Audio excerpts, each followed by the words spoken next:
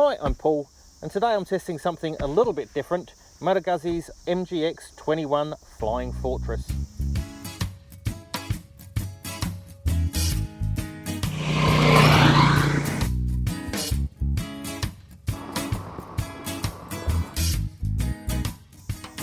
Now the MGX21, or the Flying Fortress as they've called it, is Moto Guzzi's first foray into the bagger class. And basically they looked at the American market, they saw what's huge over there, the bagger genre is massive in America, and the Italian firm really wanted to try and cash in on some of that success.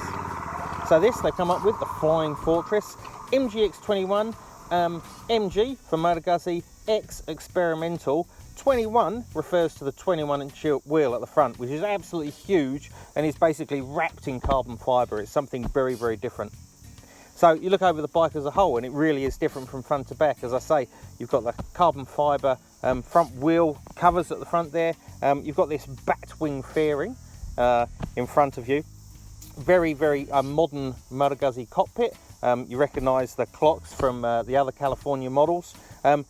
Heaps, lashings of carbon fibre everywhere, or metal disguised as carbon fibre. And also these very distinctive red heads at the top here on the 90-degree transverse V-twin, and also a very, very sexy red pair of Brembo brakes at the front.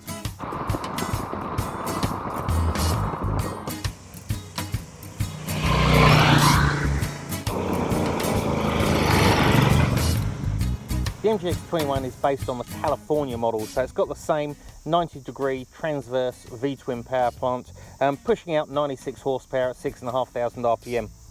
That's not really what this motor is all about, although it really does actually love to rev for a V-twin.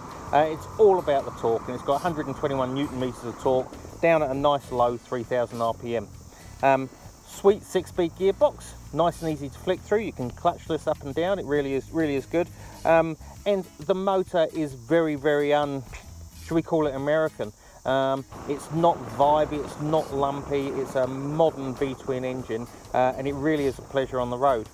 The one thing you can't miss with this MGX21 or the Flying Fortress is the sheer size of it. It's got a 1700mm wheelbase. It really is huge. It's 340 kilos, and that's without any fuel in the 21-litre tank. So full of fuel, this really is one big motorcycle. Out on the open road, mind you, all that disappears, and for a bike this size, it is incredibly manoeuvrable. It's very flicky, you can just chuck it into turns, and it's also got plenty of ground clearance. Now that ground clearance comes from high pegs, and when you're actually sitting in the saddle here, when you first get in here, your feet do feel quite high even though they're positioned forwards, and your knees, if you've got long legs, are going to be somewhere close to the cylinder heads here. There is a bit of heat, but you move your legs out a little bit and it's nothing too bad.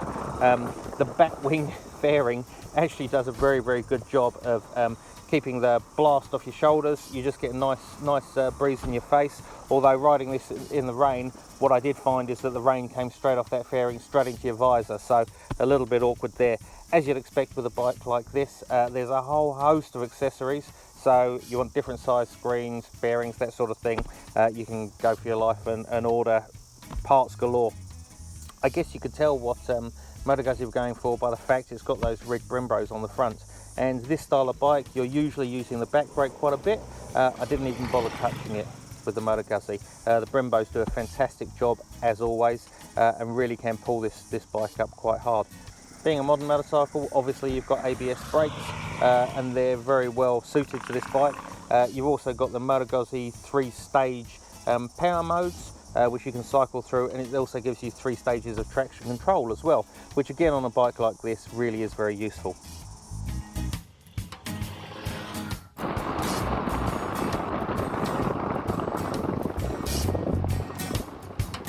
So overall, I was pleasantly surprised with the Moto Guzzi MGX21.